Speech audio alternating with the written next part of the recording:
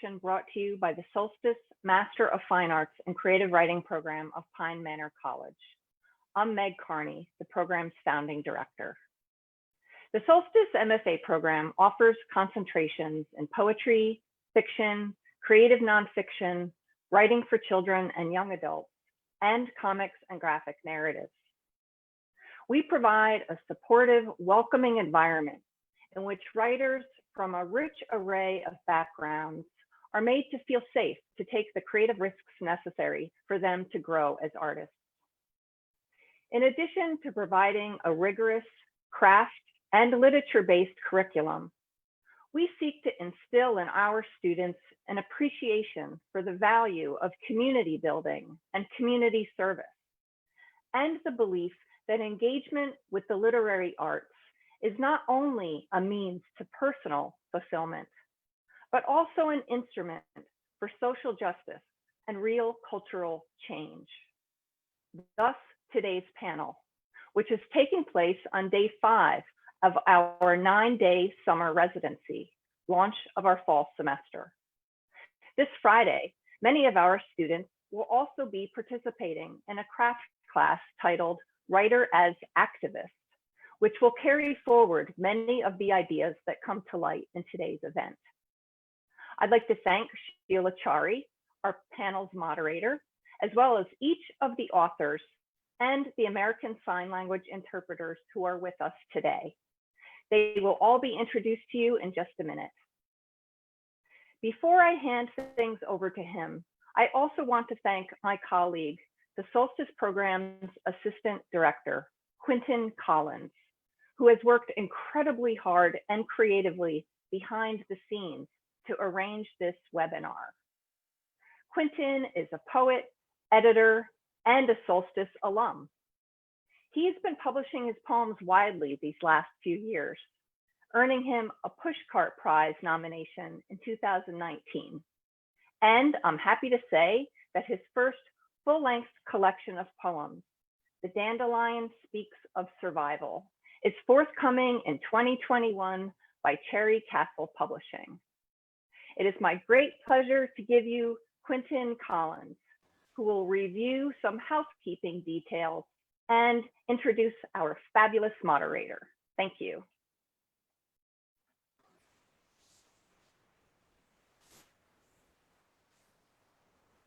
Hello, I'm Quinton Collins. Welcome to 2020 Vision, Writing Social Justice for Today. Before we get started, I just want to go over a few housekeeping notes with our attendees. Please use the chat to raise any persistent technical issues. We have 2 American Sign Language interpreters with us, Amber Roseborough and Natalie Nguyen. When they are interpreting, we will spotlight their video. Please leverage the speaker and gallery views for the viewing experience that best works for you. Toggle these views in the upper right-hand corner of your Zoom screen. With our spotlighted interpreters, speaker view will be best to see them. You also have the option to pin their video feeds if you'd like. To do this, hover your cursor over their video, and you will see a blue box with 3 white dots in the upper right-hand corner. Click this box to open a menu and select Pin Video. And now I'd like to introduce our moderator, Sheela Chari. Sheela is the author of Finding Mighty, a Junior Library Guild selection and Children's Choice Award finalist, and Vanished, an APA LA Children's Literature Honor Book, Edgar finalist for Best Juvenile Mystery, and Al's Book Club pick on the Today Show. Her forthcoming novel, The Unexplainable Disappearance of Mars Patel, based on the Peabody Award-winning mystery podcast by Gen Z Media, will be published by Candlewick, Walker US in October 2020. Sheela teaches fiction writing at Mercy College and lives with her family in New York. Thank you, Sheela.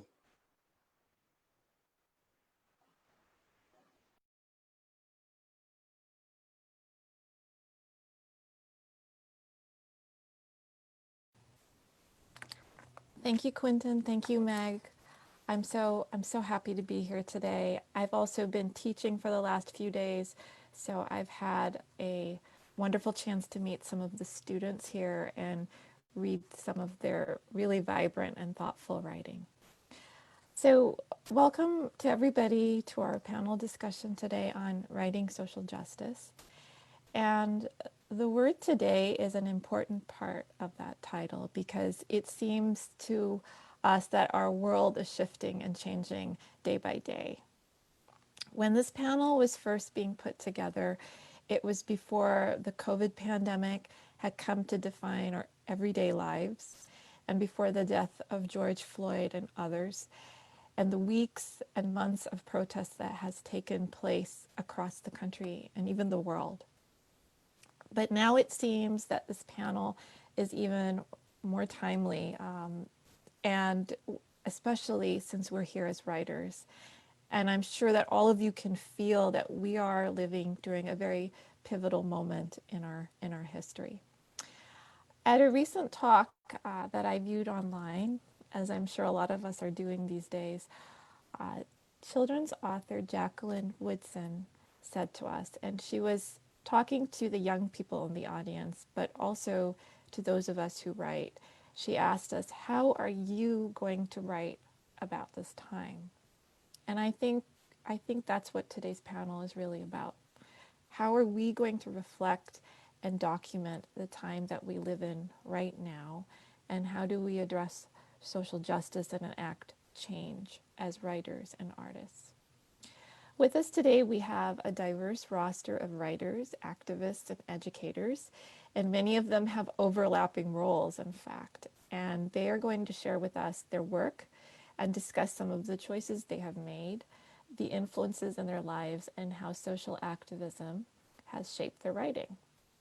So the way that this program is going to work today is we're going to have each panelist do a short reading for us, and then after that we will have a short break of about 10 minutes, and then we will return for the discussion. And I want to point out, as Quinton mentioned, one of the really great features of Zoom is the chat feature. So I really encourage you and I welcome you to use it. You'll see it along your control panel. Please, as you're hearing the reading, take a moment to send a comment, a note of appreciation, or a question about what you're hearing. The panelists will all see your comments, and it's a great way to support them and to connect with them. And if you have a question, any time is perfect to pose that in the chat, and we will collect them and try to get through as many of them as we can during the end of the program during the Q&A with the audience. Okay, so don't forget about the chat feature. All right, so the first person who's going to be reading with us today, is José Angel Araguz. So he can show us himself. And while he's getting ready, I'm just going to read his biography. José Angel Araguz is a Canto Mundo Fellow and the author of 7 chapbooks, as well as the collections Everything We Think We Hear, Small Fires, Until We Are Level Again, and most recently, An Empty Pot's Darkness. His poems, creative nonfiction, and reviews have appeared in Crab Creek Review, Prairie Schooner, New South, Poetry International, and The Bind. Born and raised in Corpus Christi, Texas, he runs the poetry blog, The Friday Influence, and composes erasure poems on the Instagram account @PoetryAmano. He is a faculty member in Pine Manor College's Solstice Low-Residency MFA program. With an MFA from New York University and a PhD from the University of Cincinnati, José is an assistant professor of English at Suffolk University in Boston, where he also serves as editor-in-chief of Salamander magazine. So we welcome José to the discussion, and we will get to listen to his work right now. Hello, everyone. Thank you to everyone who helped put this together. It's really exciting to be part of this conversation and to get to read with everyone. I'm just going to read one poem. This poem is about growing up in South Texas, which is one of the reasons why I'm happy to share it, because it does touch on kind of internalized issues that I grew up with in South Texas, being Mexican American. So this poem is called Joe. Back in Texas, I was Joe, not Jose. My buddies too afraid of the accent that stood out like a sweat drop on the brow of a spooked E.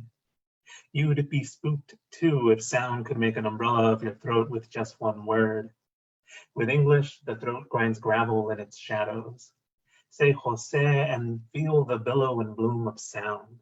A scissors snip as the tongue slides, that accent now will curl on a shaggy-haired E, jet black and waiting to drop. My friends were rated to drop classes or pick up teachers by the throat in Spanish classes and fill the room with their gasping E, E, E, all to avoid saying words like por qué or Jose, as in, por qué Jose no tiene accent? But that's exactly what I mean, that sound, that Tex-Mex Spanglish, barefoot in the mud sound. It was enough to make me want the sun to drop from the sky. In the dark, my skin would accent nothing. I could live in the black where the throat swallows tears, drown the Jose in me, reclaim and silence that E that stares back from the page, that E questioning me with its cocked eyebrow. No sound sleep in that house where even my mom didn't know Jose. It's Joe, Mom, not Jose. And I wouldn't let it drop until the bird of her voice died in her throat. All for Joe, dark syllable without accent. Joe, who went to the land without accent, college. Joe, who never dropped E, but swallowed oceans down his brown throat, straight from brown bottles, who bobbed, blinked at the sound of glass thudding. Joe, who let his mother's call drop with her crackling voice asking for not quite Jose. When Joe leaves her throat now, I am lost to the sound. Each accent is the sound of force that E would take flight, not drop. It's me, Mom, Jose. Thank you.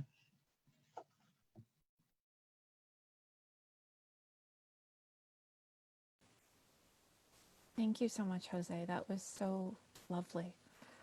All right, next, our next panelist who will be reading is Shonda Buchanan. And she can show herself. Shonda Buchanan is the author of 5 books, including a memoir, Black Indian, the tale of a mixed-race Midwest family caught in intergenerational, bi-ethnic, and tri-ethnic identity crises. An award-winning poet and educator, Shonda is editing her first novel about Black American Indian intersections, a second memoir, and a collection of poetry about Nina Simone. Having received several Virginia Foundation for the Arts and Arts Midwest National Endowment for the Arts grants, she is a Sundance Institute Fellow, a Penn Center Emerging Voices Fellow, a California Community Foundation Fellow, and a Gentle Artist Residency Fellow. Shonda teaches at Loyola Marymount University. Please welcome Shonda.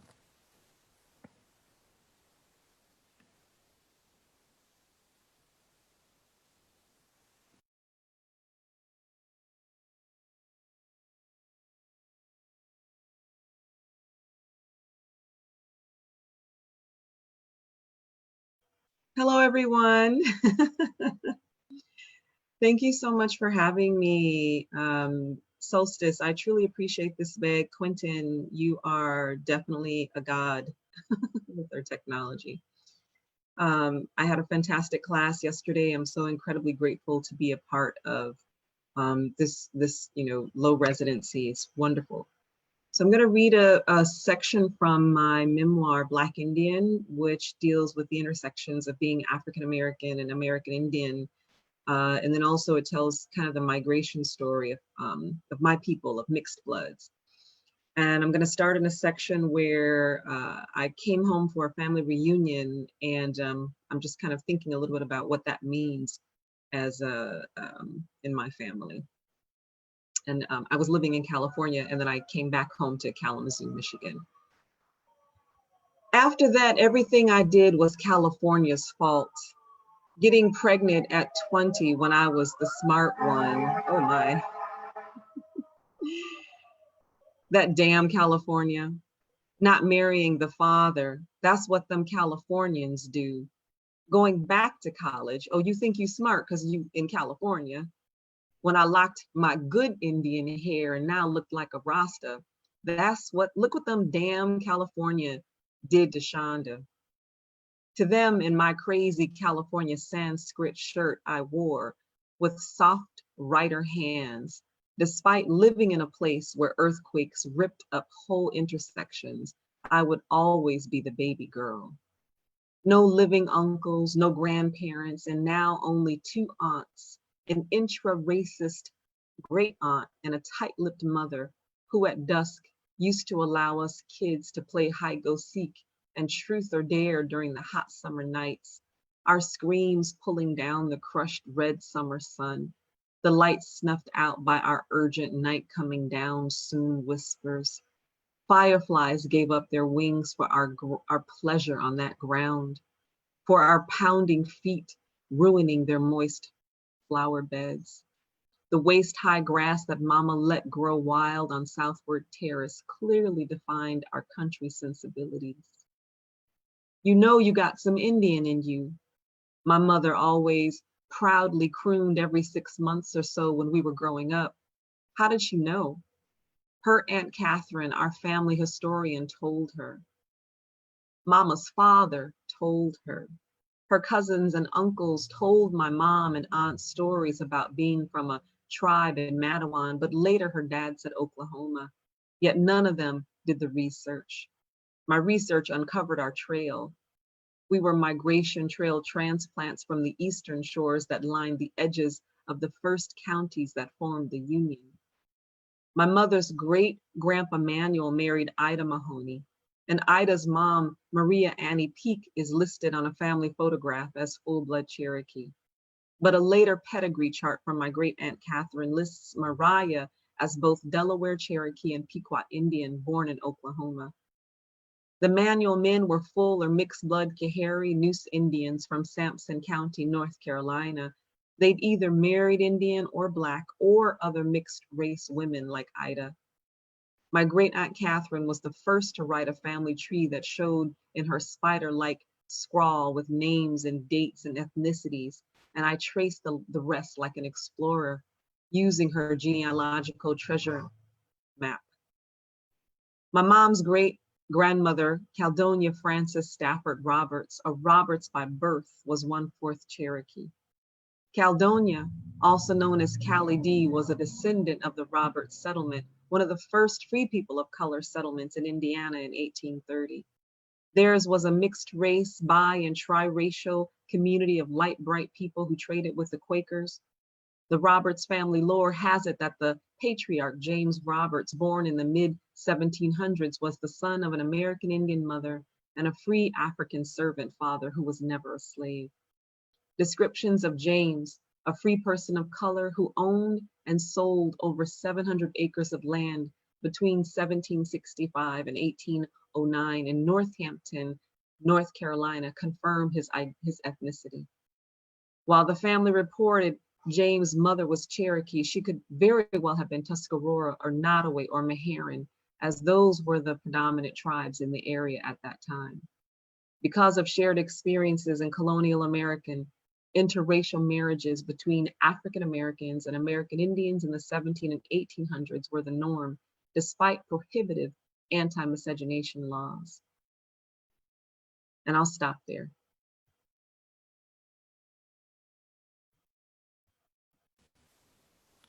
Thank you so much, Shonda. It's so enjoyable to hear the words being read out loud by the author. I'm really enjoying that. Thank you. Next, yeah. So next we have Olugbemisola Rhuday-Perkovich. And she is the author of 8th Grade Super Zero, a notable book for a global society, and Alice's Adventures in Wonderland, an adaptation for Sesame Workshop's ghostwriter. She co-authored the NAACP Image Award nominated Two Naomis and its sequel Naomi's 2. Her nonfiction work includes Above and Beyond, NASA's Journey to Tomorrow, and the picture book biography, Someday Is Now, Clara Luper and the 1958 Oklahoma City Sit-ins. Forthcoming are May Makes a Way, Saving Earth, the climate crisis and the fight for our future, and It Doesn't Take a Genius. She has contributed to a number of anthologies, including We Rise, We Resist, We Raise Our Voices, Imagine It Better, and she was the editor of The Hero Next Door. She is a member of the Brown Bookshelf and a former member and a We Need Diverse Books board member, a former board member. Okay, thank you very much, and please welcome Olugbemisola. Thank you, Sheila, and thank you, Solstice family. I'm really happy to be here. Today's my official last day with my workshop group, and I want to thank them for all the hard work they did this semester and thank our alum guests who came and visited today. It was a really special time. I'm going to be reading from Naomi's 2, a middle grade novel, and it's a scene in a creative writing classroom where this class has just finished a study of groups and memberships and writing memoir. And Naomi Marie, my main character, is dealing with her nemesis, Jen or Jennifer, who since the beginning of the year has been making little comments, or they've had these little interactions, and Naomi Marie is just not sure if these are microaggressions, if this girl is just mean. She's not really sure what's going on.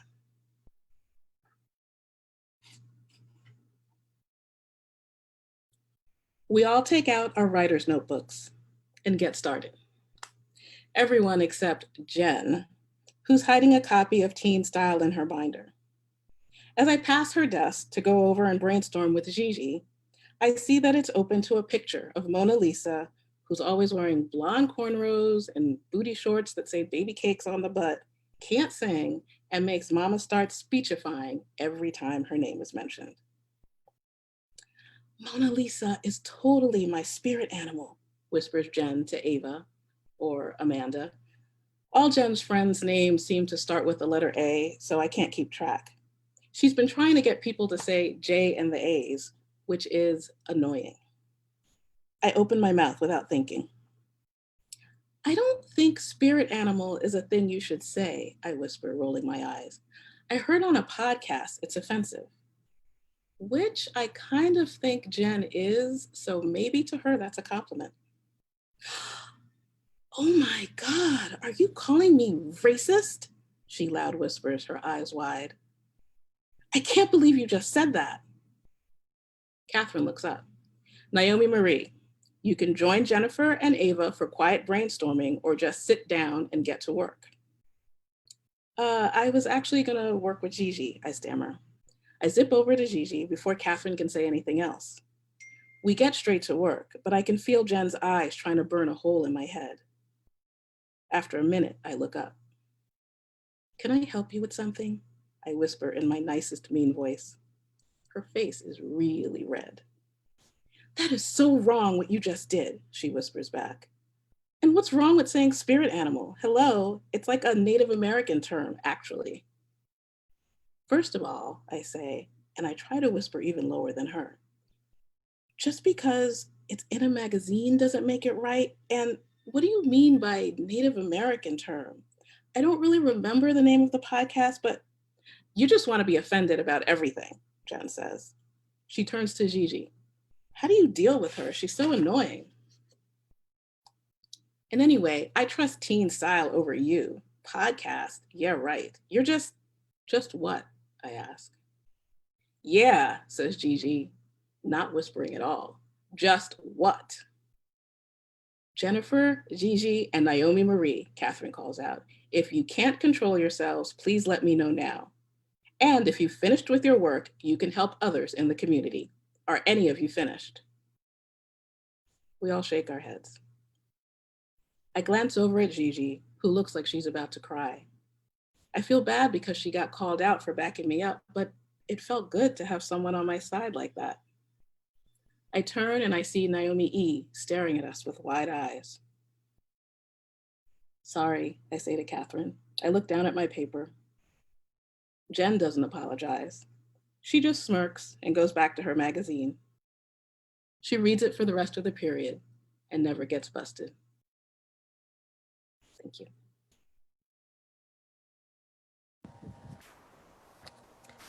Thank you. That was just so excellent. I love that interplay between the dialogue and the narrative. All right. So next we have Iain Haley Pollock, and he lives in Mount Kisco, New York. Iain will show himself to us, and he teaches English at the Rye Country Day School. Iain is the author of 2 poetry collections, Ghost Like a Place, which was nominated for an NAACP Image Award, and Spit Back a Boy, winner of the 2010 Cave Canem Poetry Prize. Individual poems have appeared in American Poetry Review, The Baffler, Boston Review, Callaloo, and the New York Times Magazine. Iain received his undergraduate degree at Haverford College and his MFA in creative writing at Syracuse University, where he won the Joyce Carol Oates Award. He held a Cave Canem Fellowship from 2006 to 2009. He was the Solstice MFA program's first Cave Canem partner poet and joined the MFA faculty in summer 2012. Please welcome Iain. Thank you so much. It's great to be on this panel, and it's great to be back in the Solstice community again. In the spirit of the panel, I wanted to read a very new poem about very recent events. All the Possible Bodies. My alcoholic grandfather couldn't hold his money and passed a bad check. Hampton, Virginia, after Brown versus Board, but before Selma's Bloody Sunday. After my grandmother died, but before he moved the family north to the town of his birth. My mother saw her father cuffed and dragged from the house.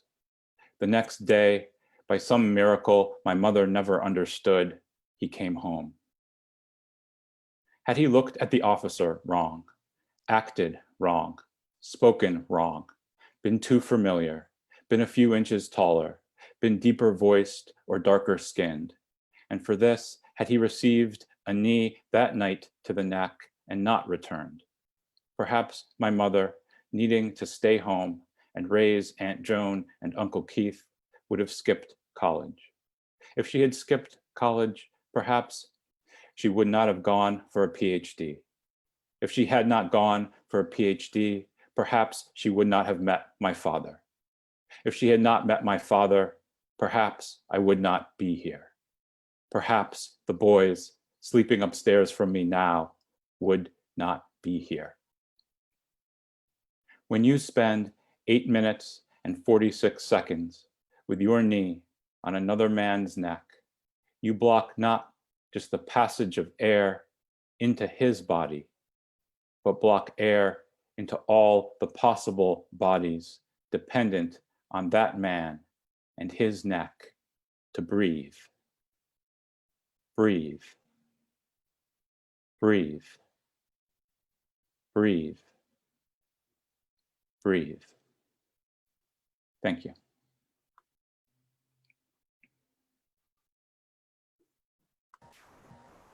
Thank you, Iain. That was very powerful. So next we have David Yoo.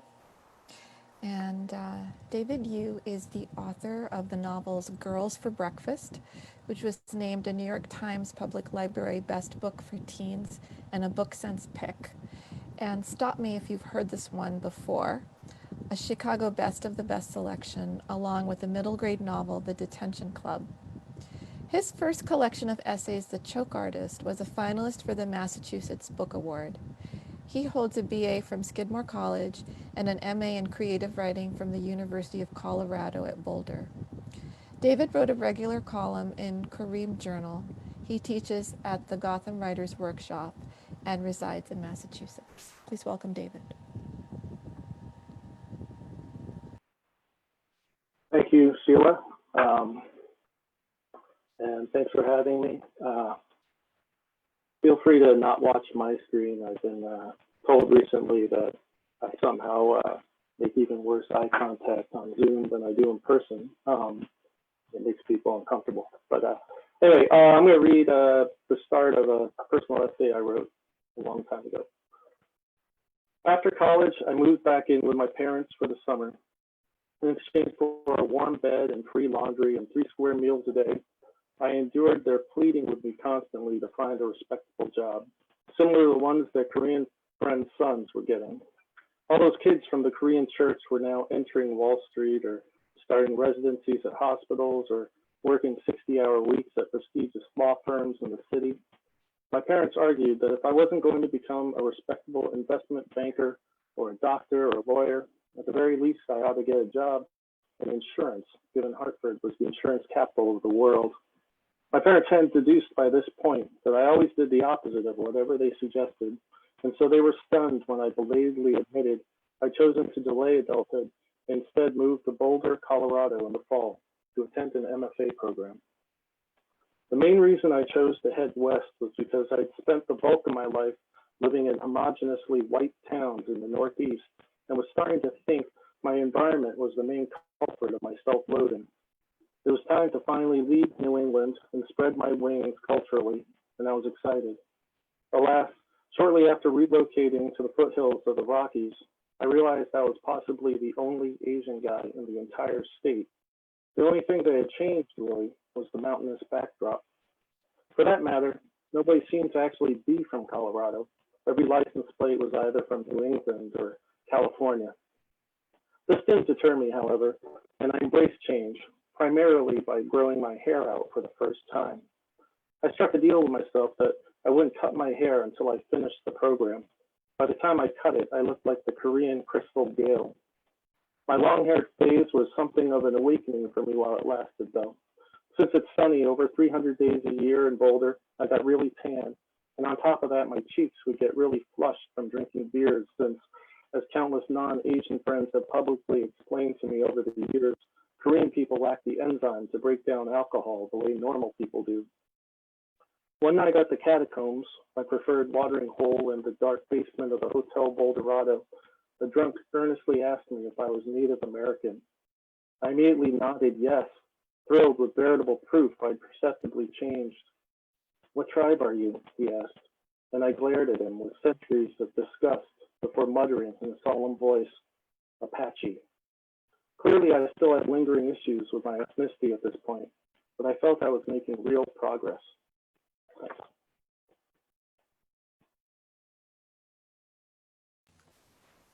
Thank you, David. Thank you for that. Okay, next we have Randall Horton. Randall Horton is originally from Birmingham, Alabama, and now resides in Harlem, New York. Randall is the recipient of the Gwendolyn Brooks Poetry Award, the B. Gonzalez Poetry Award, a National Endowment of the Arts Fellowship in Literature, and most recently the GLCA New Writers Award for Creative Nonfiction for Hook, a memoir, published by Augury Books. Randall is also a member of the band Heroes Are Gang Leaders, a group whose unique blend of blues, jazz, funk, hip-hop, go-go, R&B, soul, classical music, poetry, dramaturgy, and prose continues the legacy of Amiri Baraka. Randall is Associate Professor of English at the University of New Haven. The University of Kentucky Press is the publisher of his latest poetry collection, number 289-0128. In addition, Randall has been interviewed on Fox News, NPR, CT-NPR, the New Haven Register, and countless online journals, magazines, and radio shows. He is also on the advisory board of PEN America's PEN Prison Writing Program. Please welcome Randall.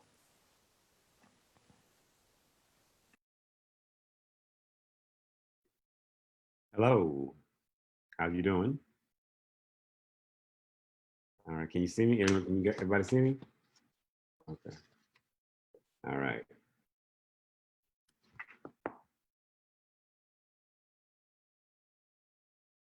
Here we go. All right. Thanks for that introduction, and thank you for inviting me on the panel. And it's always good to be back at Solstice Pine Manor. I've been teaching in the low-residency program for I think 5 or 6 years now. So definitely great to be among some inspiring minds. So I'm going to read a little bit from my latest collection that will come out on September 8th. It's titled 289128, which was my prison number, my Department of Correction prison number in the state of Maryland.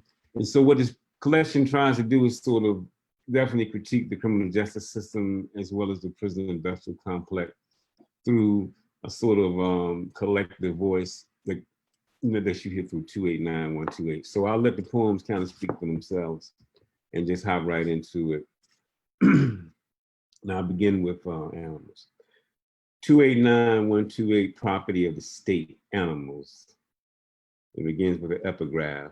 The only thing less than a nigger is a prisoner. Roger Fentress, August Correctional Center. A heat wave envelops the mid-Atlantic abnormal like the notion of prison. Outside, an unrelenting centigrade oven bakes the male housing unit. Cells are jam-packed with the guilty who play it out, though very innocent. 7 sounded better than 25 straight. For more than a few consecutive days, there is a spell cast over the complex. A 5-inch fan oscillates the aroma of piss from the toilet bowl in this jungle like, where grown men and young boys blend, each inmate's sadness compounded. No shade, nowhere to hide, and running would get that ass shot at the razor fence dangling in blood, so you sit, suffer, while asking, is this how the story ends? 289128, property of the state, rhetorical, perhaps. We do not experience movement, the cell, a setting, a chronic theme. We do not experience, only exist. In the frame behind the cell, we stand, we step in place with the next still. Standing, we do not move until told. This instant, we only have moments, mementos we lived in slow motion, a cinematic dream. I see you, good, while we evildoers rock like pomegranate, one sweet, fresh, and vibrant. Rehabilitation is love letters to a ghost. Discourse in the day room, we look at the world on TV to see our false selves. Inside a constructed frame until told, we enter as if we never left. Now I end with 289128, property of the state, escorting the criminal justice advocate through state prison. Of being alive but trapped in perpetual madness at Roxbury, walk with trustee 289128, escorted through habitual routines and storylines, a different kind of nightmare. Life for not taking life, 1 hour a day under the feet at red gravel crunches around an oval track. For a decade, breathe deep the pollen and horse shit. Glorious over hills of Hagerstown. On the top tier, watch Angel jump, minus his wings and halo, lifeless on impact. A story of survival, no one survives. Day after day become a callous heart, or a broken mind unable to escape. Frozen and hollowed out, there is no escaping tonight. Visit each unit after lock-in. Taste the fetid air cell by fucking cell. Make no mistake, language matters through narration. Mouth, justice. A filthy word in eyes of confined men. Evolved toward the difficult thesis. A thing for sure, underscored at best. Thank you.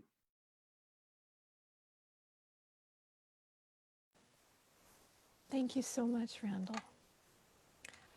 And I just want to remind people, we've been getting some really excellent comments in chat, so please continue using that. It's really nice to see your comments while we're listening. All right, so the next panelist who'll be reading for us is Iptasambarica.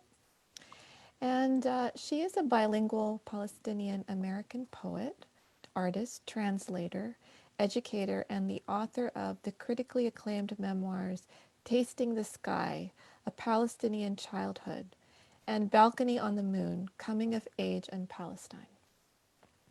The two memoirs combined won more than 30 awards and honors, including the International Reading Association's Best Book Award, the Middle East Council's Best Book Award, and the Arab American Museum's Best Book Award.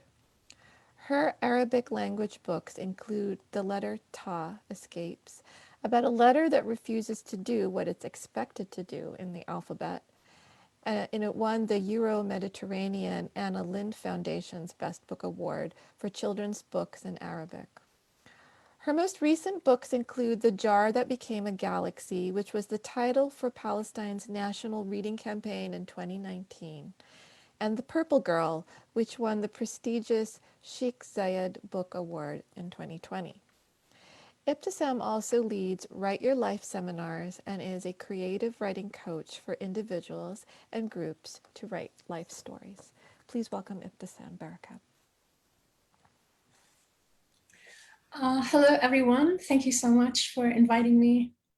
I'm very honored to be part of this event, as well as to listen to all the very creative and inspiring voices that I just heard. I look forward to more of the conversation.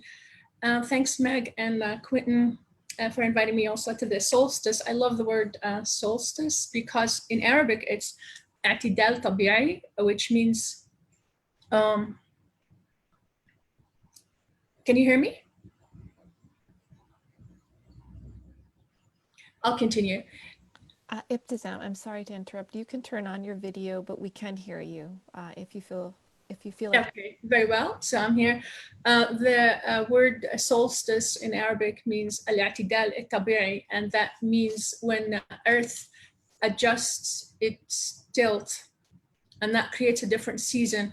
And I hear that and see that in terms of us as socially and in terms of justice, we're adjusting.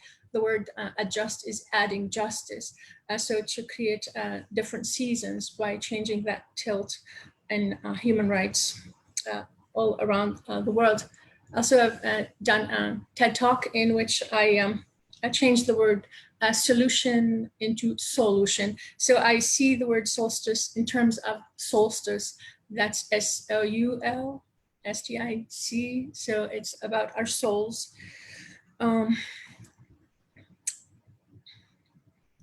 Creating what healing needs to be created. I loved some of what I heard before I go to Tasting the Sky and share a passage with my author's voice. I want to say that as a person who was born outside of the United States, I feel the outsiderness as I hear the voices of the people who live in America. And there's this particular harmony and accent of those who actually live here, and it's all undercurrent of the people who were born outside. As a Palestinian, I relate greatly to the social justice movement happening right now in particular, especially with what happened with George Floyd and what followed. I grew up in Palestine under Israeli occupation, and the Israeli police actually have developed these techniques that are used in America and trains the police around the world, including that movement of the neck, the knee on the neck. And so the Palestinians, we have been under that knee, unable to breathe for at least 72 years. And so many of us have died. Our voices never been heard. Us never getting a chance to say, I can't breathe. So in my participation here, and I'm about to cry for some reason.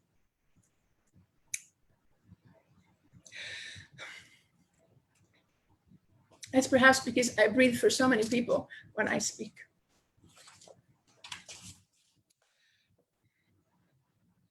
I'll read from Tasting the Sky, A Palestinian Childhood. 1967, Ramallah, West Bank. Written on my heart, all that I lost. Shoelaces. The war came to us at sundown. Mother had just announced that our lentil and rice dinner would be ready as soon as father arrived. She picked up Maha, my infant sister, held out a plump breast, and began to rock and feed her. I was 3.5 years old, but still wanted to be the one rocking in my mother's arms. My two brothers, the noisy inseparables, Basil, 6.5, and Muhammad, a year younger, were chasing each other around mother's summer garden. I stood at the door awaiting my father. Soon I would see him emerge from the curtain of evening shadows on the long gravel road that led to our home. As I did every evening, I was preparing to run toward him with all my might. But because I owned one pair of shoes and was allowed to wear them only on important occasions, I was barefoot. When my father finally appeared in the distance, I hopped my way along the gravel road toward him. My dad was my favorite person in the world. And before the war, I had an unwavering sense that all was well, as long as he came home at the end of the day.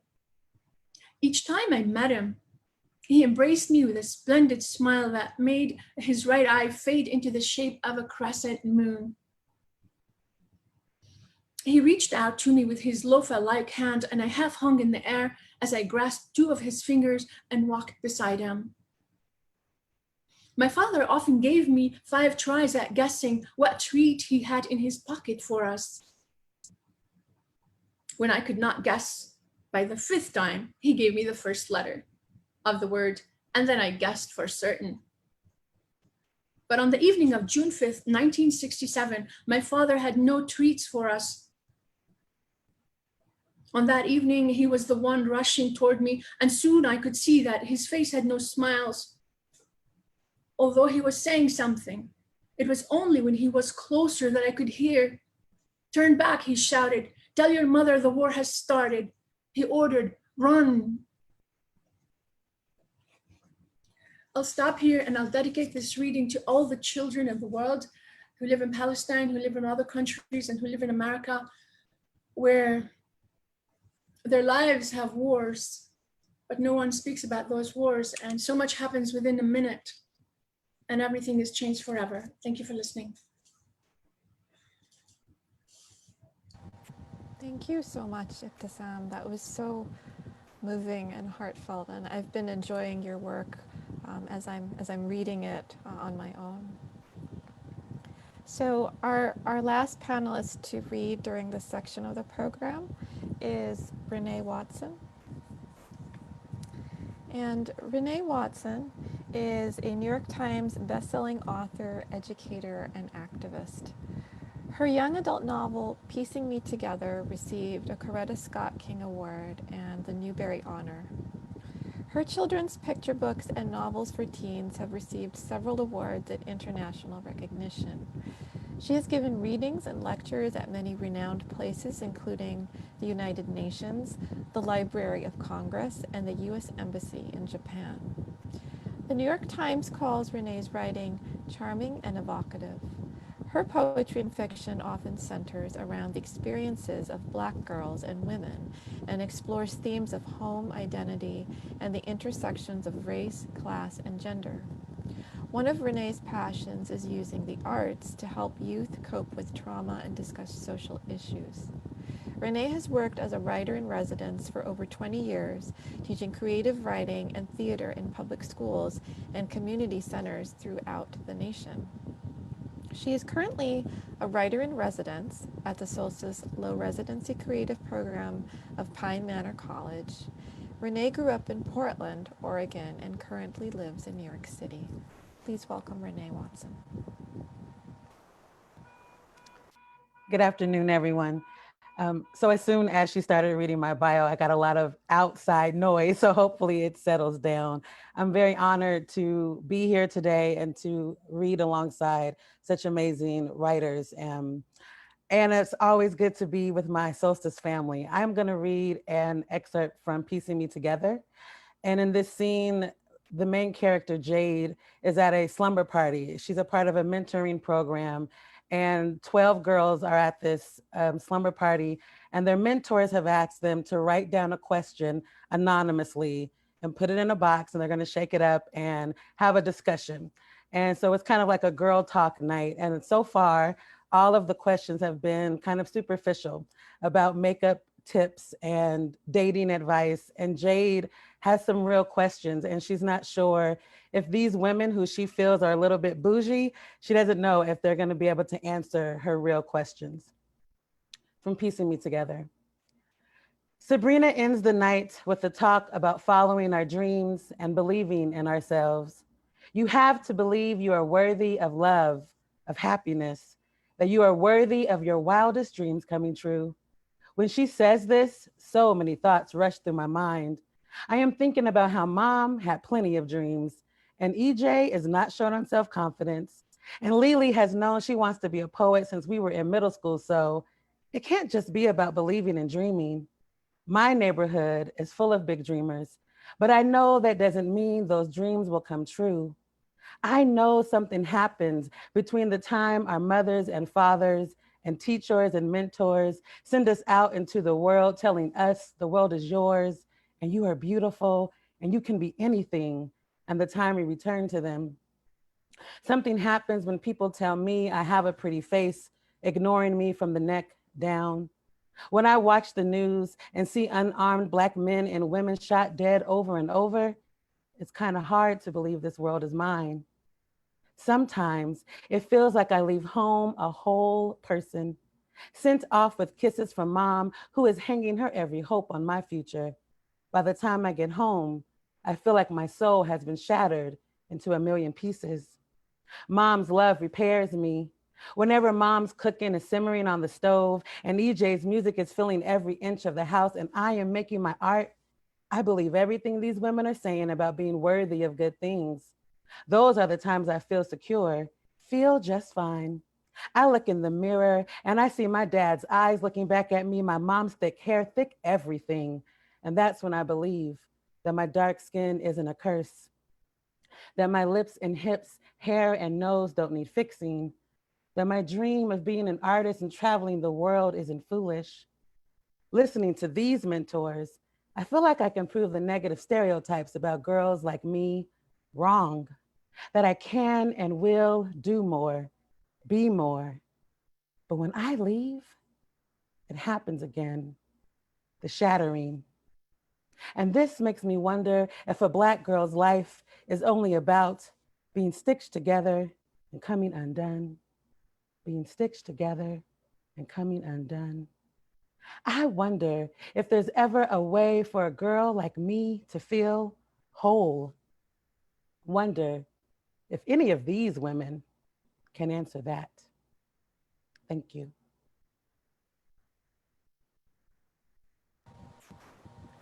Thank you, Renee. That was so lovely. Thank you to all of the panelists, and I hope that during this part of the program you could just get a sense and a sample of their writing. And I know that some people have asked where they can find out more information. The link to the panelist bios is in the chat, and I'm going to copy it at the end so you can click and look at it on your own as well.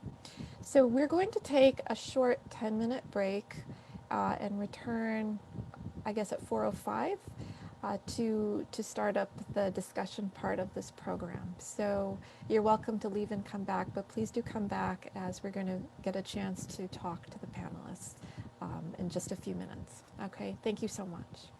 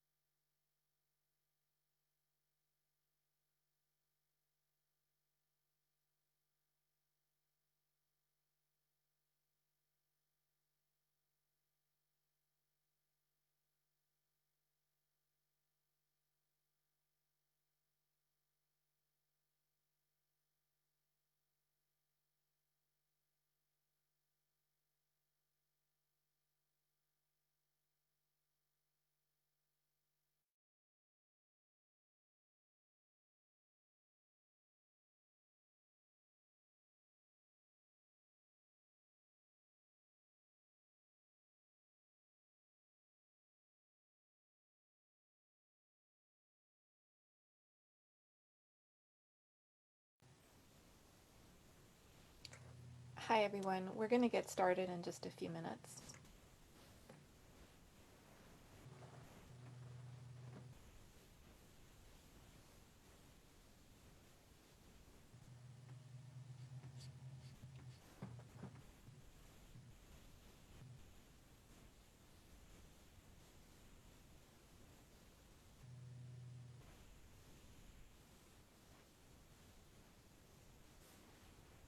So as we're about to begin, I'll just tell you a little bit about how the next part of this program will go. I have some questions that I'm going to ask the panelists, and what I think we'll do is I'll go ahead and ask the question, and the panelist who wants to respond can turn on their video and then go ahead and speak. If I need to, I'll call on people, but I think if they can just turn their video on, then we can know who wants to talk. And we'll just wait for each person to finish what they're saying, and then the next panelist will say whatever they want to say. Sometimes I'll actually start my question by directing it to a particular panelist or two, and then welcome other panelists to join in. So hopefully that should be clear as we move along, okay, for our Zoom panel. Okay, so thanks everybody for coming back. And what I thought I would do now is we have 8 panelists here, and I wanted to start off by asking everybody the same first question. And I'm just going to start by looking at who's on my screen, and we'll just go in order. And my first question for everybody is to tell us, how has social justice informed your work? Let's start with Renee.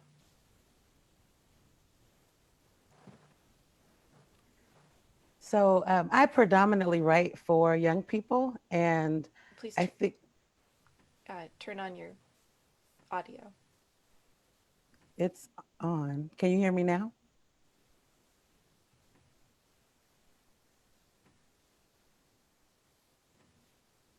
Okay, can you hear me now? Okay. I hear the audience is saying they can hear me, but you can't hear me for some reason. So how about we with somebody else, and then see if we can fix Renee's audio. Okay. Ibtisam, would you please unmute and show your video? Yes, thank you for the wonderful question, and I'm very happy to be here again. How social justice informed my work. In my life as a human being, the absence of justice informed and shaped who I am. Just as a child, I needed the freedom to know myself as an Arab, as a girl, a woman, as a Palestinian, as a Muslim culture person, and none of that was actually available to me. I wanted to know myself. It's not like a political desire or anything. I just wanted to know who I am. And because of the injustice that me and my community live in Palestine, not just the Israeli occupation, I'm speaking about a region that has been colonized over and over. So the Israeli occupation is the latest episode of colonialism. So there was France and England, and there was all kind of other people who oppressed my voice and my ancestors' voices. So how social justice, the concept of social justice affected me, it shaped me and it gave me hope. It was the only window I thought worth looking through and leaping through into life for myself and also for others. I speak Arabic and English, and I write also books in both languages. The direction of social justice for the Arabic reader, the direction is different from that for the global reader, let's say primarily the English language reader, because I write in English, and my writings do get translated to other languages, yet when I write in English, I'm really directing it to this particular culture. It allows me to live globally because I'm thinking about the Arab and where the Arab world is struggling with justice and injustice. Within our community, there's great injustice between us and ourselves. And also there's a larger frame of oppression that's for the Arabic language itself and the Arab people. And I must work on that level, that terrain. And then in English language, I study deeply, not just in reading, but in interacting with other people, empathizing with other people, whether they are Native Americans, whether they are Blacks or Latinos being pushed behind a wall. The Palestinians are being pushed behind a wall. Other Jewish people who have suffered greatly as well. And some of them still suffer greatly because of racism. And some of them are oppressing us and causing our suffering as well. I must empathize broadly in order to reach myself and then my audience. And I do that in 2 languages. That gives me a great sense of meaning. I'm very grateful for that. I'll stop here. All right, thank you, Ibtisam. I like what you're saying about how social justice is empowering for you. But I also am really interested in how you are, like navigating these 2 different languages. As someone who's bilingual, I understand that special space that you're occupying, trying to address different audiences. But I am interested to hear more as we continue talking about how you are communicate globally, through your words. Renee, and I'm so sorry, I was the one with the technical difficulty. I did not have my headphones on. So could you please come back on and please tell us how has social justice informed your work? So I grew up in a household that had conversations around the dinner table about justice and equity and the civil rights movement. I went to a church growing up where our pastor preached, faith without works is dead, and we can't just talk about our faith, we have to put it into action. So we were I grew up as a young child, always thinking about these issues, and even had teachers who were amazing at bringing in the world into our classes. I always say that my English teacher brought whole nations into the hood through poetry, and had us look out into the world and say to us, what do you have to say about what's going on? So I think by nature of growing up with parents and people in my church and teachers who were asking me to be critical of the world I'm living in, that just became the way that I write and the way that I think about my art. So whenever I'm creating art for young people, I'm asking them to look out at the world, and I'm asking them, what do you want to say about it? So through characters, hopefully they're seeing models of how you can still be young and still care about what's going on and have a voice. Thank you, Renee. And I noticed that you're talking about letting the world in, and Ibtisam was talking about being able to go out into the world, and maybe those are 2 pieces of the same coin, but I wanted to note that interesting commonality there. Randall, could you please tell us how has social justice informed your work?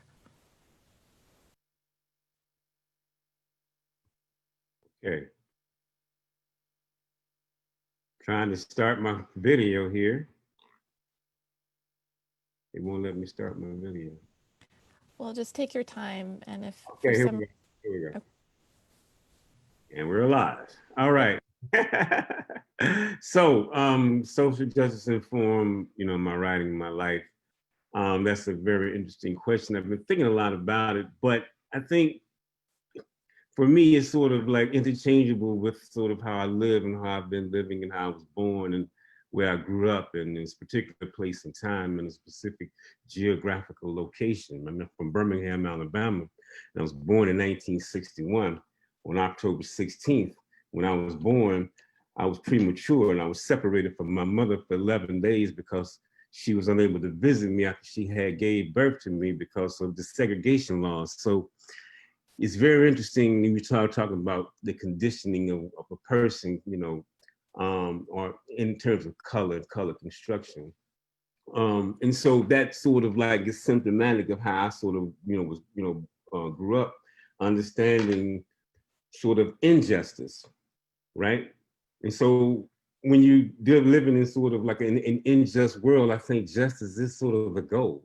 So however I move and how I live my life, it's always been about sort of justice in a way, you know. I was, I think 2 years after that, the bombing of the 16th Street Baptist Church in Birmingham, that happened. And then in 1972, me and my mother was part of the first wave of integration on Jefferson County in Birmingham, in Alabama. So there's sort of a history of having to sort of deal with that. So I've never known anything else but that. I don't know what it doesn't mean to sort of like talk about things that sort of equate to justice and equality and sort of a humanity that we're all sort of searching for. And of course, when I was incarcerated, that became a way, that's when I really discovered writing, and became a way for me to sort of deconstruct and break down the world through, through language in ways I never could, just trying to express myself on my own. So I kind of leave it right there. But in the end, I would say I don't think that I've ever kind of lived my life in a way not thinking about justice. I haven't had that luxury. So, Okay. That's very informative to me. As you might know, Randall has also written a memoir, and I want to come back to Randall when I have a question for the memoirist about your place in history and how you write about your personal history and sort of what's going on in the bigger picture. So we'll come back to Randall. Thank you. Iain, could you please tell us, how does social justice inform your work?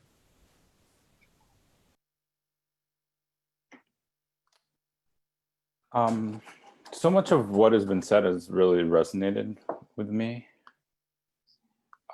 As Randall said, I don't know that I had a choice. I don't know that America gave me a choice as a mixed race person, as a mixed race man. I became very aware at a young age that the world was treating my white father differently than they were treating my Black mother. And from there, it just became a natural extension of what I was seeing to want to make the world a better place. I would hope that even if that hadn't been my experience, I would still have the empathy and focus on humanity to make the world a better place. But I think in my particular circumstance, I haven't had that choice. And it just seems like an extension of me. It seems like breathing. It's not something that I necessarily think consciously about. It's where my mind goes. It's where the poetic, creative part of my mind goes. There are moments when I talk about issues that are separate from social justice, although I sort of reject the premise of the thing I just said. I think everything is pointed towards justice. I think all of the personal is political as well. And as Renee said, I think some of it is a matter of family, right? I'm a child of the civil rights movement. My mother integrated a movie theater in Virginia, and so I grew up with the stories of that heroism, and I'm of that lineage. And I grew up in a household where the accomplishments of Black Americans were part of like the food that I ate, and so it seems like a natural extension to celebrate that culture and continue the fight for racial justice. Thank you, Iain.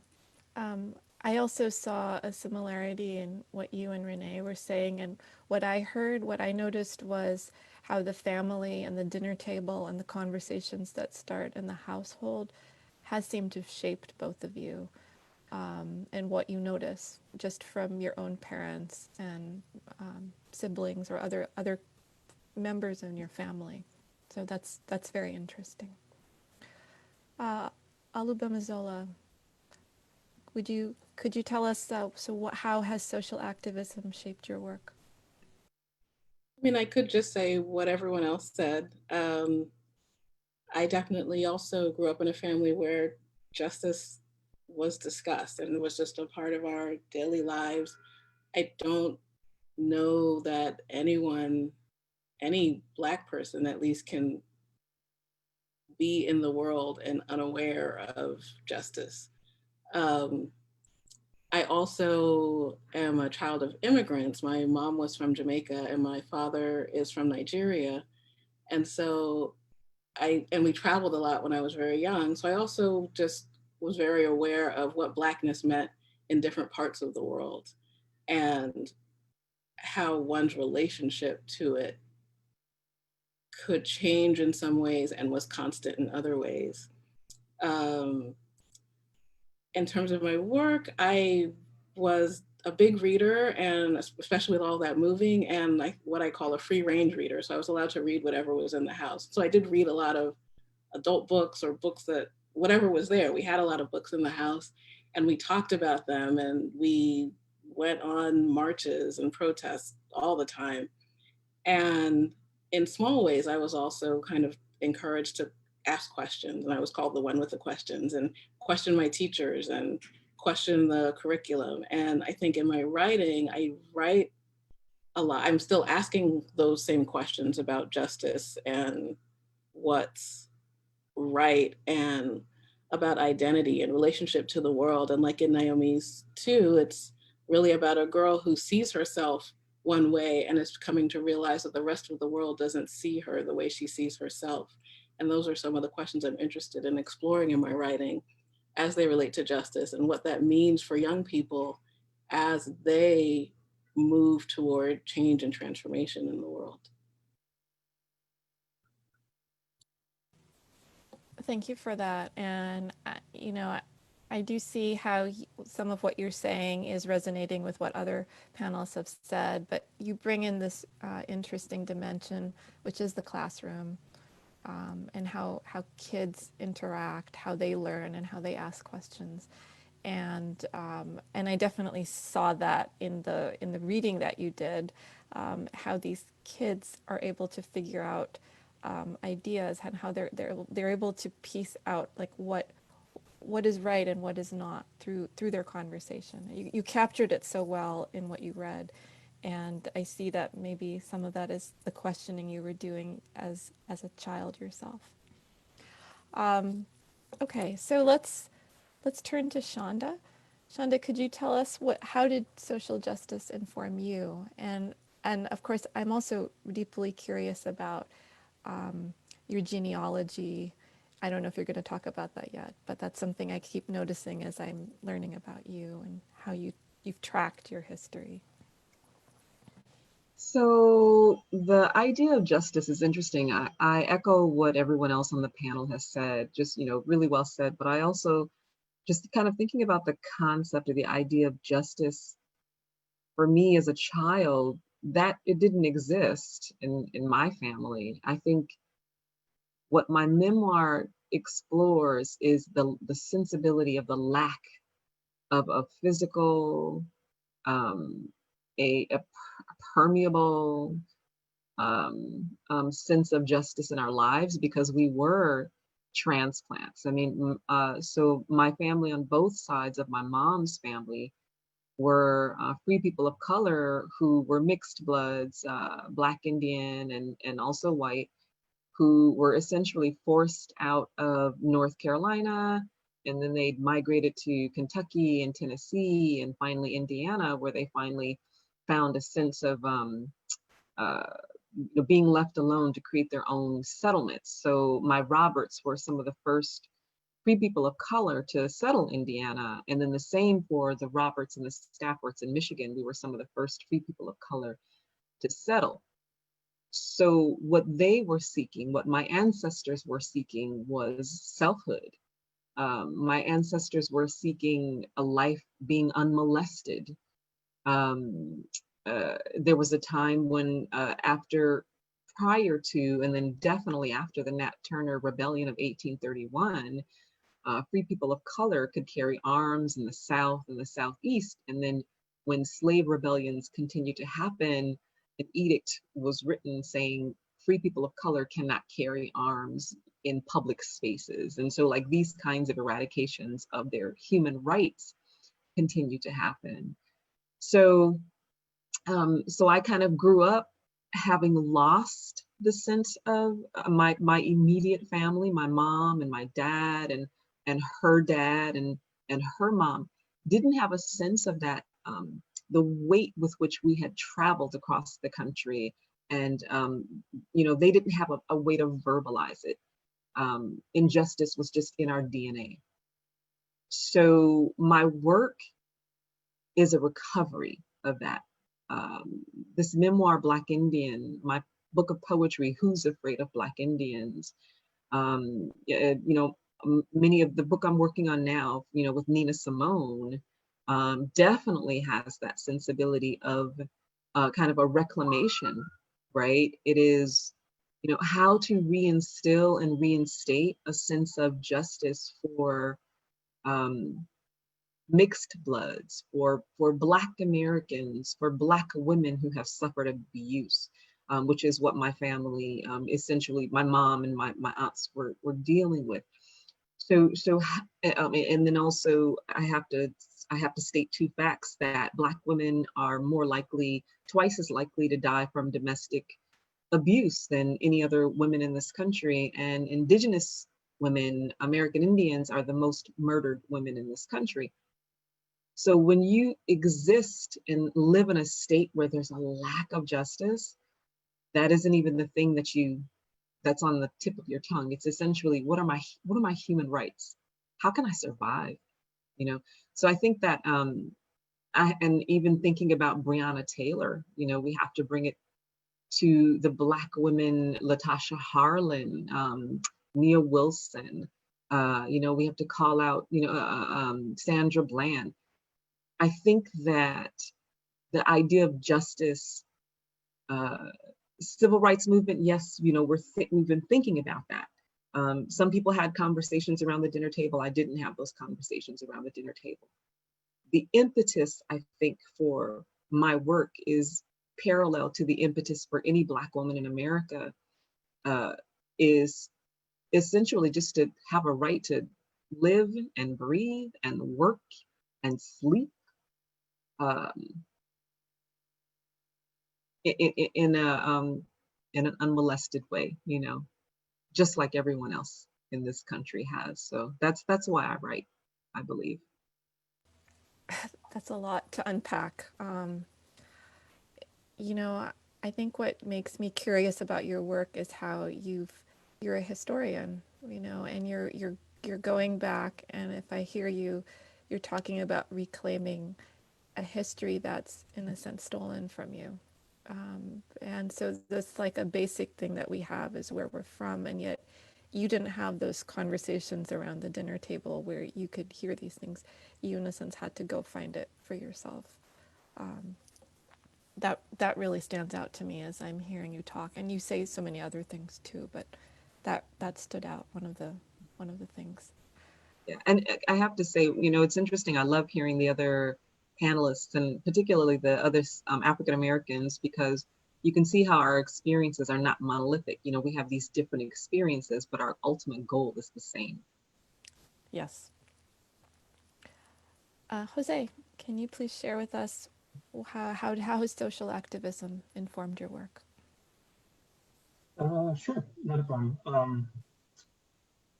Yeah, so I think I trace it back to a lot of silence growing up. My mom had me when she was 13, and you know, teen mom. So there wasn't a lot of conversation about social justice or culture. But before I was born, she immigrated to Texas from Matamoros, Mexico, and yeah, there was just this fear. Like, our parents always want to like give us what will help us to survive, and I feel like what I've inherited from her and my aunt, the two strong women who raised me, is a lot of fear-based survival. And I grew up in Corpus Christi, Texas, so it was the reason I read the poem Joe is because it deals with that internalized self-hatred. There's this kind of like you other yourself in your head. So instead of being called Jose, which is my birth name, I wanted to be called Joe because I was more accepted. And over the years, the personal kind of like revelations and conversations of interrogations that I've had with myself over like, why don't I just go by Jose? and learning to accept myself on a cultural, personal level have run parallel to my creative work. So in the same way, mirroring a lot of what's been said, in the same way that like we don't choose, as marginalized people don't choose to be political. We don't have the privilege of not having a political conversation. When I was 4 years old and being looked at sideways alongside my family at the grocery store, like I was being defined by perceptions that I didn't know the words for. So the world politicizes marginalized people, people of color, and from marginalized communities. And so, yeah, that personal struggle has always been there. It's been there before I knew words for it. And so, yeah, the currency is language, right? The what we value is language. And so in terms of coming to my creative work now, I can trace it back to reading an essay by Rigoberto Gonzalez. He gave a speech where he talked about activism and about even doing something like a book review, being as a form of activism.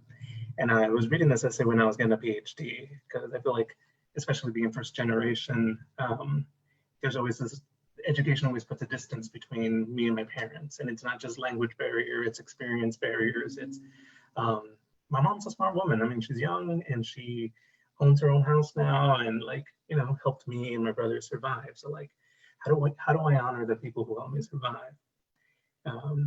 Both in a personal way, but also in the literary way. So in terms of my work, I take that, it's played out in terms of not my poems and my lyric essays. It's all about representation. It's all about saying what happened and not being afraid. Like there are some stories I can't tell without rolling my R's. It's something that I've had to learn over time. And I've had to do that in the face of very white creative writing classes at the bachelor, master's, and PhD level. Like there's this tradition I'm being asked to honor, but then they're not honoring the traditions that inform my work. So I've had to kind of reconcile that within myself.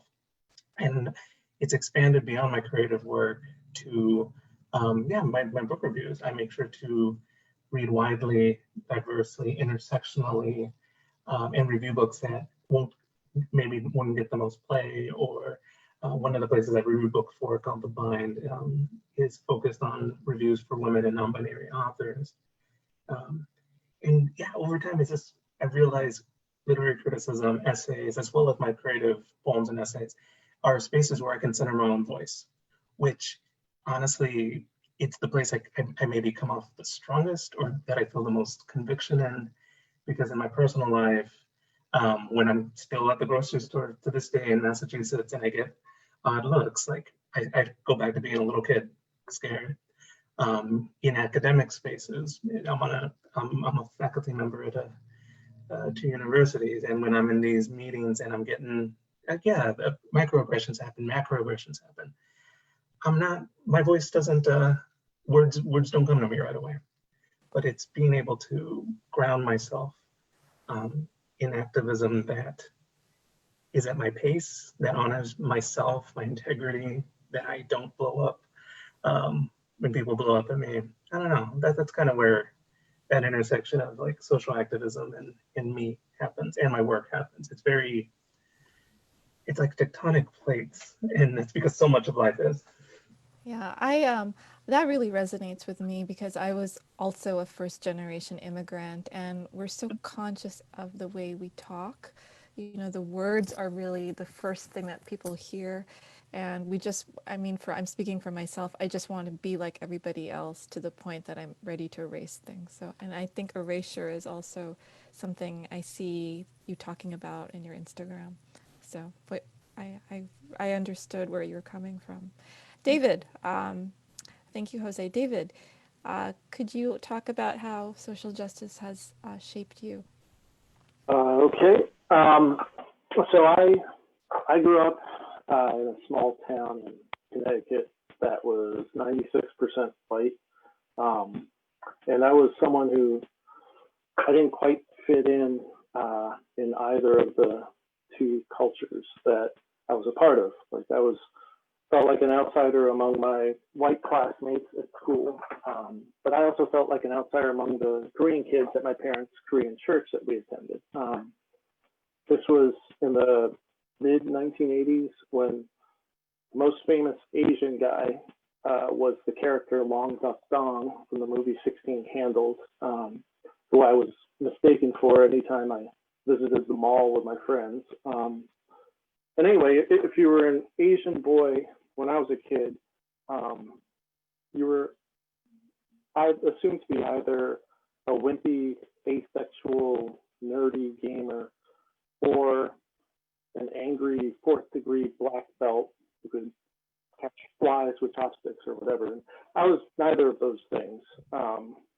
And anyway, when I was a teenager, I never really spoke to anyone about my identity or race. You know, I had great parents, but I only found out later that, I mean, they had no idea when I was a kid that I was agonizing over my racial identity. And so when it came to reading, you know, there weren't, or in hindsight there were, but I didn't discover them. And so I never discovered any Asian American writers or Asian characters that I could relate to. And it would have done me a ton of good to actually see someone like myself on the page. And so the closest I could come when I was a kid was like a Catcher in the Rye, but also like early Philip Roth books was the closest I came to relating to a character, especially like Goodbye Columbus. So anyway, that's what's always driven me, especially when it comes to writing for teens. That's what's driven my writing, to try to write from my perspective, because it's so sorely underrepresented. And so by doing that, you know, you add to the limited set of examples and definitions of what it is to be an Asian American male. That's pretty much it.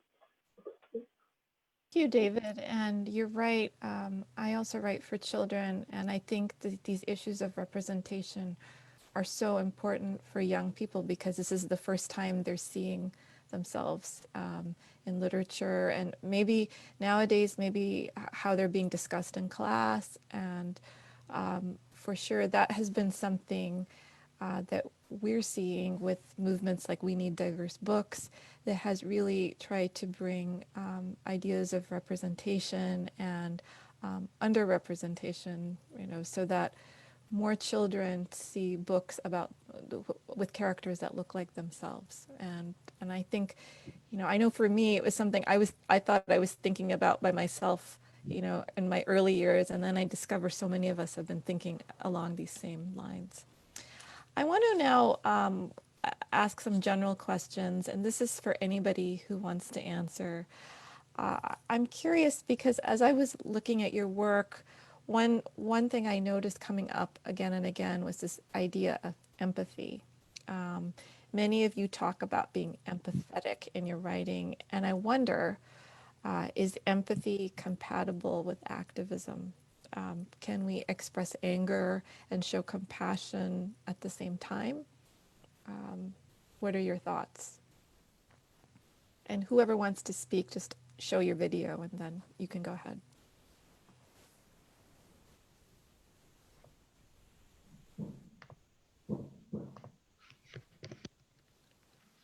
Hi, this is Ibtisam. I'll start.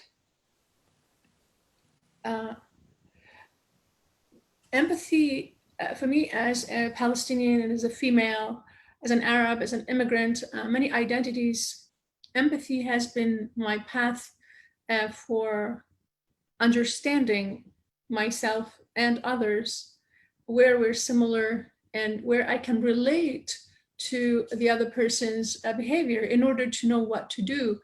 For instance, in my first questions living under military Israeli occupation was, why are they doing this? Like, what's the problem with me being a Palestinian child? Is there something wrong with me? And when I noticed that all the injustice is being done to all of us, then it became clear to me that there's nothing wrong with me. This is being done to a group. And then I started to ask, so what happened to this group to be this angry, to want to destroy us? And that took me to all over, like, it took me in many directions throughout my life to try to understand what happened to the Jews. That would affect that what's going on in Palestine, that they would want to destroy the Palestinians and erase our voices, et cetera, in order to have the land without the people. And without that research about what happened to this group and all the injustices that happened to this group and all the blindness that they suffer from as a group leading, at least in the state of Israel, because of the violence that was imposed on them and all the post-traumatic stress, et cetera. Without the understanding of that, I would have not been able to understand what's happening to me and my people, and to begin to come up with solutions in my language about addressing the issue. So I don't write with that rage or anger directed at an abuser. I write with a desire for sharing what's going on with us, acknowledging what's happened with them, and seeking healing for us and for them at the same time. So without me saying any of these words, I write with this empathy as the ink of and also the compass of my page. I'm going in that direction. And without me cultivating this empathy, I would be angry. I would be, I'm of course angry about certain issues, but it's not the same anger of thinking the other person is without a history and without a cause and without reasons to do what they are doing. That's one thing. And I'll add something else about empathy. For instance, when I came to the United States and saw what's going on with Black people, the African Americans, I could understand the racism because it's been directed at me severely as a Palestinian, as a woman. Of course, you know, like the injustice against women is a form of racism, of what the patriarchy does with stratifying people and then crushing them.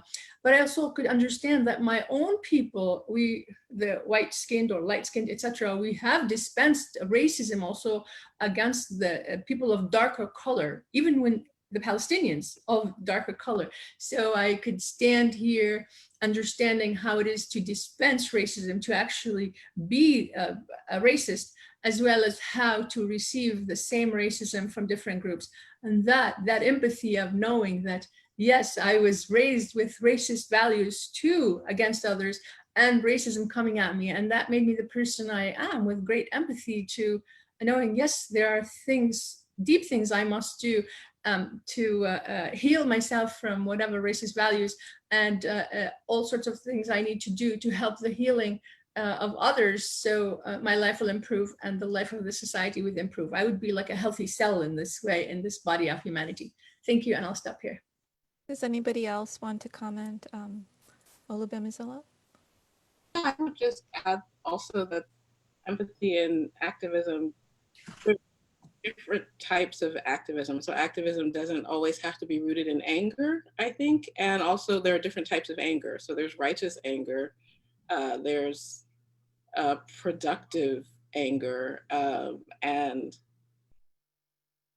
I think that those distinctions are important to make when we think about justice and activism.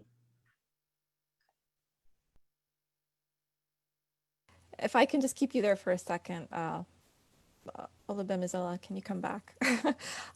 Because my next question, this sort of leads into my next question, which is, do you need to be an activist to be an activist writer? Like, how do we center social justice in our writing? Is it research? Is it going out and protesting? What are your thoughts? I mean, I think that we all have a point of view, and that point of view informs what we write. And I think that just like anger, like activism is expressed in different ways and displayed in different ways. So I don't know that, I think it's for different writers and for different people, it can be a different thing. I don't think there's any one way to be an activist, just as there's no one way to tell a story. I think that whether we do it explicitly or not, who we are and what we think and our point of view shows up in the stories that we tell. Does anybody else want to comment about either empathy or about being the need to be an activist, to be an activist writer? Jose? Yeah, no, I'm loving what people are sharing. And it's making me think about a poem of mine that I wrote shortly after the Pulse shootings in Orlando, the Pulse nightclub shootings a couple years back. And the poem, not to sell you on my poem, it's actually not in a book, so I can't sell you on that yet. But it's kind of a rubber band kind of approach of taking the image of someone being on a cell phone, like a physical image, and the narrative brings in a number of different events, memories related to like how we experience the news and how we experience life. So at one point in the poem, I'm talking to my wife, texting with my wife on the phone. At other times, I am reading about Aleppo, and which was at the same time that summer was like the height of the terrible things that were happening there, and the murder, the genocide. And I wrote about it, and I was, when I was writing about it, I thought to myself, like, well, what right do I have? So interrogation is such an important thing for me, because it's interrogating, like, am I acting with integrity in each of the roles that I live in? And in that moment of writing a poem, I'm like, well, I'm on this kind of I'm in this creative space, and I find myself writing about this, but I'm not like I'm writing about it how it pertains to me. And I think that's the important thing, is to not just perform empathy or perform like creative activism or but actually like to mean it. And the way you mean it is to like get closer to your story. Like has been said, like our point of view comes through in our stories. Another parallel would be people, like I don't laugh at Trump jokes. Like you can call him Cheeto Man, you can call him a lot of things, but it's all very superficial. I'm like, no, this is a dangerous person. And so, yeah, I whenever I do address our current president in my creative work, it's on a level of how it pertains to me. So like during Hurricane Maria, he visited my hometown, and I'm like, wait, he gets to go to my hometown at the same time, at a time where my family is like shaken and scared, and I'm scared for them, and I don't get to visit. Like that kind of intersection where the personal and the political kind of meet, that's where it's important. So yeah, and right now in our current social moment, political moment with the rightful protests against police brutality, there's a lot of people speaking up in a performative way for Black voices that maybe should kind of hang back or analyze their own kind of like white privilege. And I'm speaking specifically for white voices speaking up in spaces where maybe they should just be listening. So like that's what I mean. Like it's empathy has to be grounded in this kind of like conscience that you practice. This doesn't mean I don't know like how to have fun. It's like I'm here talking, like I interrogate myself all the time. It sounds like I am just very serious all the time, but I am. Even when I'm joking, even when I'm smiling, in the back of my head is the weight of what's going on right now. It's like this, I've been describing it to friends as like a Venn diagram of like, well, here I am managing life and my to-do list. And then here's the world on fire.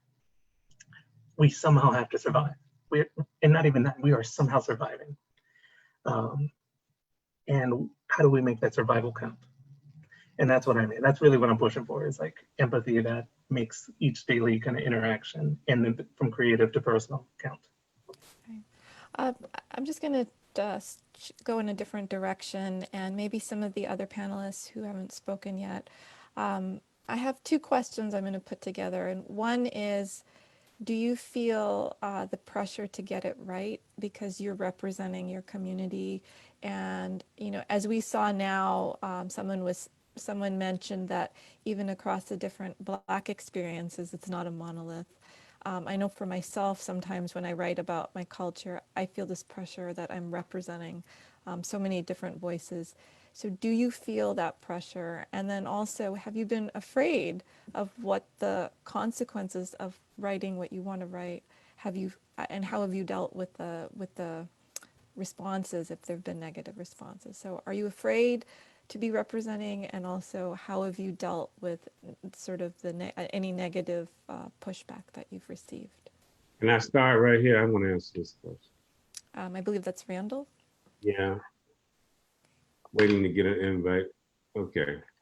Yeah, so I can answer this one, I guess. I mean, I think it speaks specifically to some of the work that I do around incarceration issues, prison, all those kind of things. As someone who's been to prison, who spent some time in prison, and who sort of has used that as an impetus to sort of, as a writing, in my writing, I use it as an impetus. So for me, it's always interesting to feel, I don't know if I used to feel the way, but I don't feel like I have to be the representative for everybody that's incarcerated, or just because I've been incarcerated, I have to be that singular voice. I kind of reject that narrative, because I think it's easy to get sort of trapped into that as someone who's doing that kind of work, and then people tend to look at you in one particular lens. So I think there's two things to this, right? One of them is that you're sort of, you've been through this experience, and the other one is that you're doing this sort of work. And the work that you're trying to do is sort of try to is trying to sort of highlight this experience, right? So it's almost a catch-22, it's a trick bag. So so I understand the idea of being a representative to say I've been in incarceration, or I've been to prison, or I got 7 felonies, and blah, blah, blah, blah. And what that means to a larger public that's looking for something positive, right? I get that part of it. But at the same time, I have to be careful of sort of how, of that whole narrative, because you can easily sort of get sucked into this idea of like, well, this is all that you're supposed to do, and this is all that you can do. And so the other part of it is that we are writers too. That's what I was getting ready to say, is that we're doing this social justice activism, and we're doing all of this work. But at the same time, we're writers, and so we have to hold true to that too.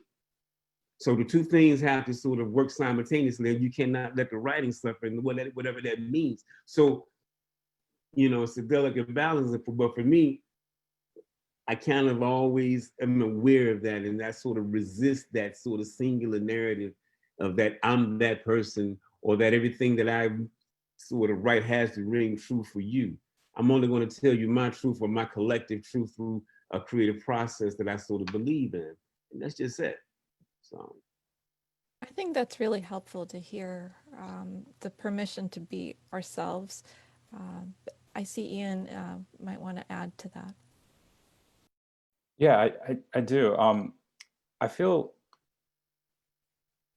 both like I do want to get things right? Because I think the stakes are high.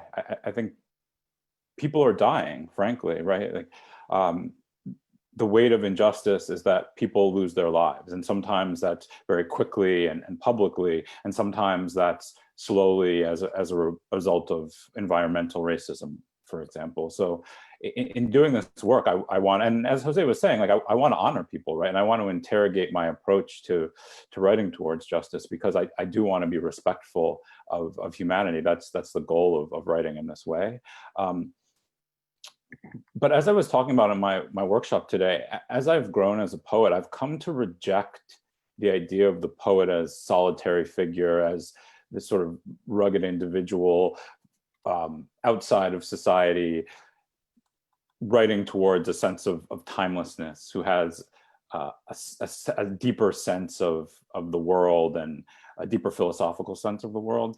And I take heart in the fact that there are other people writing towards social justice, so that even if I don't quite get it right, I trust that other people will, and other people will help me get it right. The example of other writers. I mean, even if you just look at this panel, all of us are trying to, as Shonda said, all of us are trying to work towards the same end, right? Which is some sense of justice for ourselves, for any groups that we're a part of, and I think for humanity more broadly. And my fellow writers on this panel give me heart, and it takes the pressure off, because if I don't quite get it right, I know I'll be held responsible in some way, and I know there are folks out there who will get it right, and I feel like I'm part of a movement. Like, we're building something.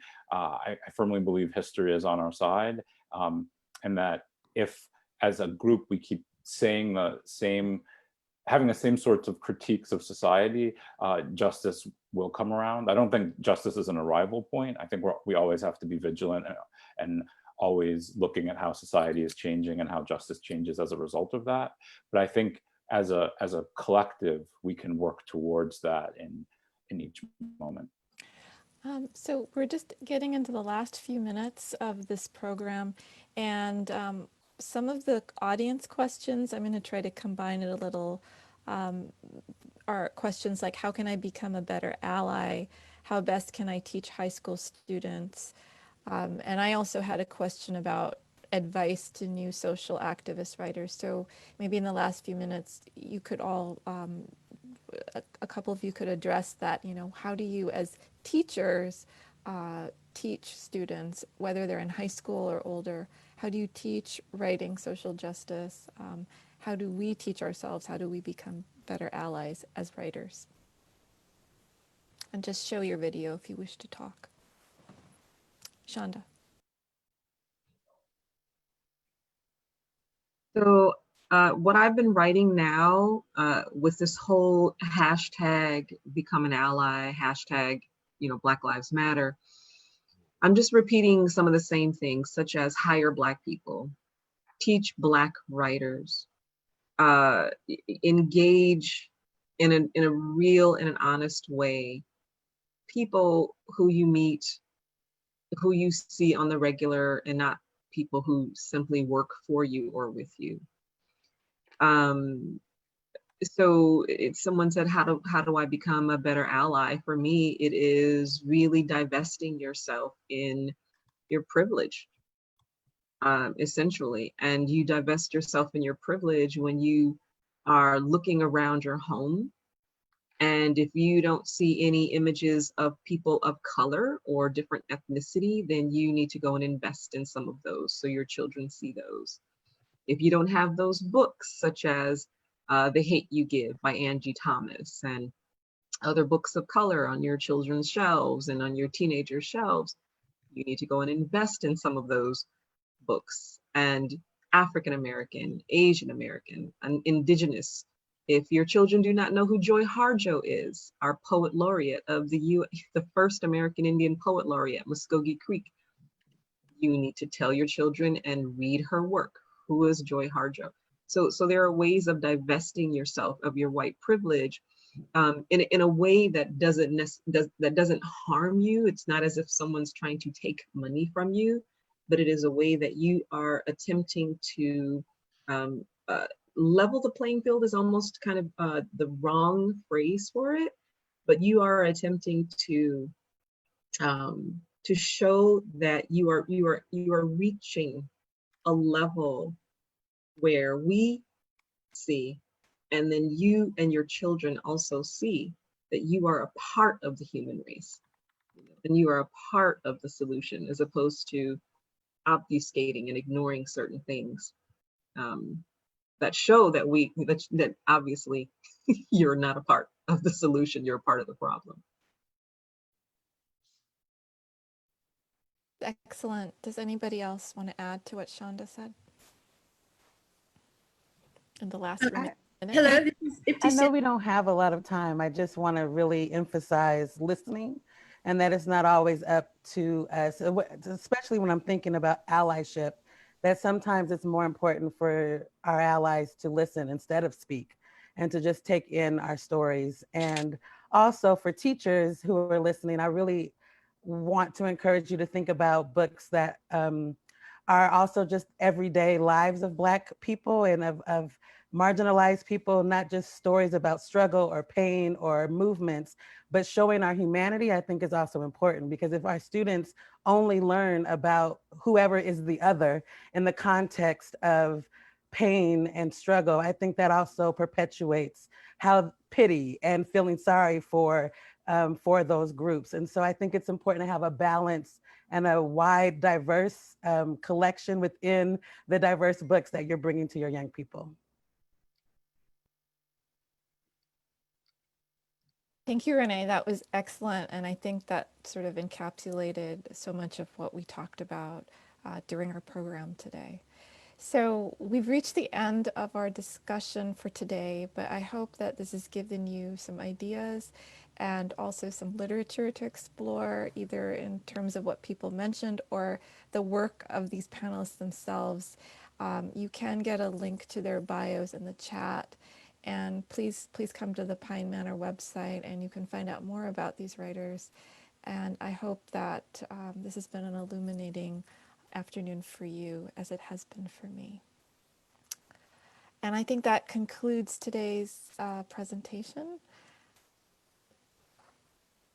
Thank you so much, Sheela. So before everyone departs, I just want to take a moment to thank Sheela, our moderator. I also want to thank our panelists, our Solstice faculty members, David Yoo, José Angel Araguz, Iain Haley Pollock, Randall Horton, and Olugbemisola Rhuday-Perkovich, our writer in residence, Renee Watson, and our guest, Shonda Buchanan and Iptasambarica. Thank you to our interpreters, Amber Roseborough and Natalie Wynn. And thank you all again for joining us today. For more information about the Solstice MFA program, please visit pmc.edu/MFA. Be well and be safe. Thank you.